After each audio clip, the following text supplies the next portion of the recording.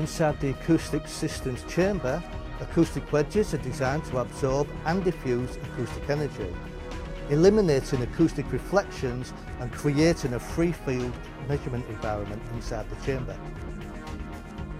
This free field measuring environment is the ideal environment for making accurate and repeatable measurements.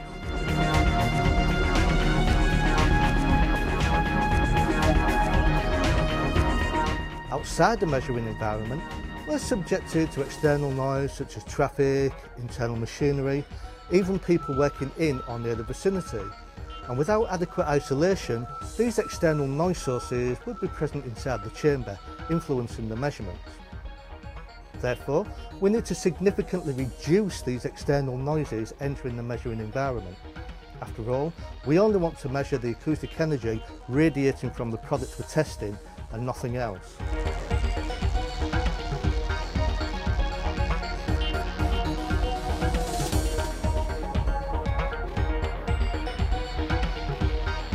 Testing products to an industry-published standard is often a requirement. These standards describe the appropriate test procedures, equipment and calibration requirements for obtaining the accurate and repeatable measurements. Regulatory requirements define maximum noise level limits measured using these standards.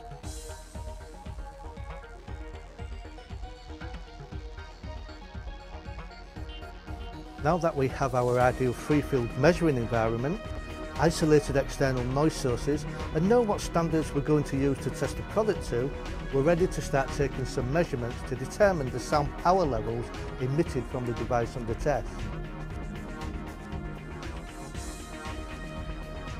The Nelson Acoustics Trident software is a tool we use for taking these measurements.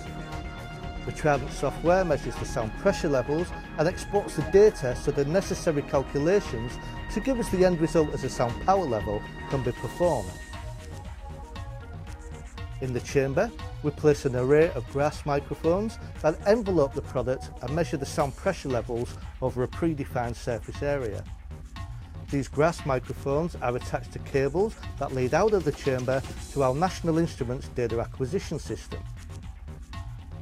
The product we're testing is placed inside the acoustic chamber and the doors are closed.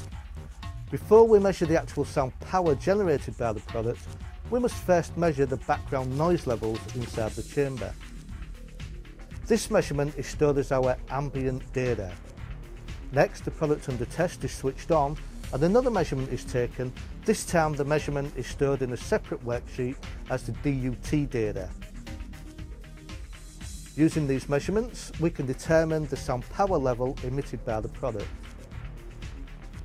The data from our measurements are linked to another worksheet, where the calculations are performed to give us the end result as a sound power level, typically expressed as an air-weighted level in decibels.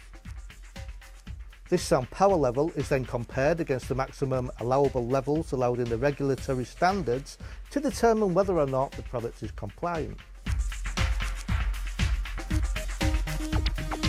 From acoustic measurement hardware and software to a full acoustic test laboratory, ViAcoustics' mission is to provide a complete array of products and services to address product noise and acoustic measurement applications.